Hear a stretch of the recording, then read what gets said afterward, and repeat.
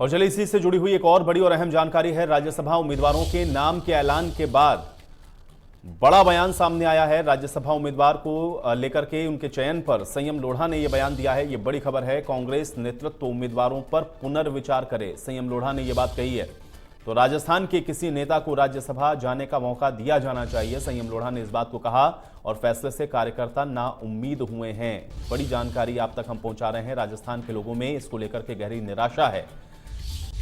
बड़ी खबर आप तक हम ये पहुंचा रहे हैं। संयम लोढ़ा का ये बड़ा बयान सामने आया है। राज्यसभा उम्मीदवारों के नाम के ऐलान के बाद संयम लोढ़ा ने ये बड़ी बात कही है कि फैसले से अगले विधानसभा चुनाव में भी नुकसान हो सकता है। कांग्रेस नेतृत्व उम्मीदवार पर पुनर्विचार करे, संयम लोढ़ा ने ये बड़ी बात कही। बनाने से राजस्थान के लोगों में गहरी निराशा है। कार्यकर्ता नाउम्मीद हुए हैं। मैं कांग्रेस पार्टी से गुजारिश करता हूं कि वो पुनर्विचार करें और राजस्थान के किसी भी कांग्रेस नेता या कार्यकर्ता को राज्यसभा में राजस्थान से जाने का अवसर प्रदान करें। ऐसा नहीं करने पर जो चुनाव सामने है अगले वर्ष राजस्थान की विधानसभा के, उसमें भी कांग्रेस पार्टी की संभावनाओं को भारी आघात।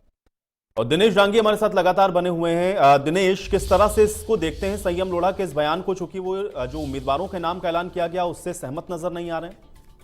जी बिल्कुल, कल रात ही संयम लोढ़ा ने ट्वीट करके अपनी नाराजगी जताई थी। उन्होंने कांग्रेस की लीडरशिप से सवाल पूछा कि आखिर क्या वजह रही कि राजस्थान के किसी भी नागरिक, नेता और कार्यकर्ता को आपने राज्यसभा से उम्मीदवार क्यों नहीं बनाया, इसका जवाब दीजिए। उसके बाद सुबह उन्होंने मीडिया में बयान जारी किया कि आखिर राजस्थान का राज्यसभा उम्मीदवार नहीं बनाने से लोगों में बेहद निराशा हुई है, कार्यकर्ता नाउम्मीद हुए हैं। मेरी आला कमान से मांग है कि अभी भी वो पुनर्विचार करें जो नाम घोषित किए गए, और संभव हो सके तो राजस्थान के किसी नेता और कार्यकर्ता को राज्यसभा में जाने का अवसर दे, ये उन्होंने मांग की है। और उन्होंने कहा आगामी विधानसभा चुनाव यानी 2023 में जो विधानसभा चुनाव आने हैं उससे कांग्रेस पार्टी को खमियाजा उठाना पड़ सकता है, इसका नुकसान उठाना पड़ सकता है। तो तल्ख तेवर यहाँ पर संयम लोढ़ा ने दिखाए। लेकिन कल नामांकन का आखिरी तारीख है। अब लगता नहीं कि उनके बयान पर कोई आलाकमान कोई गौर करेगा।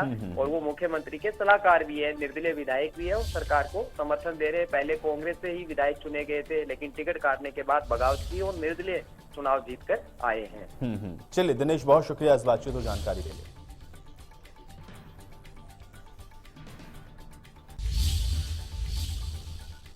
तो बड़ी जानकारी आप तक पहुंचा रहे हैं। फैसले को लेकर के संयम लोढ़ा ने आपत्ति जताई है, जिसमें उन्होंने ये भी कहा है कि जो फैसला लिया गया है, जिस तरह से उम्मीदवारों के नाम का ऐलान हुआ है, उस पर एक बार फिर से पार्टी को विचार करना चाहिए, क्योंकि कार्यकर्ताओं में से गहरी नाराजगी है। राजस्थान के किसी नेता को राज्यसभा जाने का मौका जरूर मिलना चाहिए था और फैसले से कार्यकर्ता नाउम्मीद हुए हैं। आने वाले विधानसभा चुनावों में भी इसका असर हो सकता है, इसलिए शीर्ष नेतृत्व एक बार फिर से इस पर विचार जरूर करे। तो संयम लोढ़ा की तरफ से बड़ा बयान दिया गया है। आज ही आपको बता दें कि नामों का ऐलान हुआ और जैसे नाम का ऐलान हुआ, संयम लोढ़ा की तरफ से इसको लेकर के सवाल खड़े किए गए। 3 नामों का ऐलान कांग्रेस पार्टी की तरफ से हुआ है, लेकिन अब राजस्थान के किसी नेता को राज्यसभा जाने का चूंकि इसमें मौका नहीं मिला है, इसको लेकर के संयम लोढ़ा की तरफ से ये बात कही गई। इसमें उन्होंने कहा कि कार्यकर्ता नाउम्मीद हो रहे हैं। शीर्ष नेतृत्व को इसको लेकर के दोबारा से पुनर्विचार करना चाहिए और इसका जो असर है 2023 के विधानसभा चुनावों में भी हो सकता है, क्योंकि कार्यकर्ता नाउम्मीद हो रहे हैं। तो फैसले से विधानसभा चुनावों पर प्रभाव पड़ेगा। पुनर्विचार कांग्रेस नेतृत्व को उम्मीदवारों के नाम पर करना चाहिए, क्योंकि राजस्थान के किसी नेता का नाम इसमें शामिल नहीं है। जो भी राज्यसभा के उम्मीदवार बनाए गए हैं वो राजस्थान के नेता नहीं हैं और इसलिए राजस्थान से भी उम्मीदवार कांग्रेस पार्टी को बनाना चाहिए।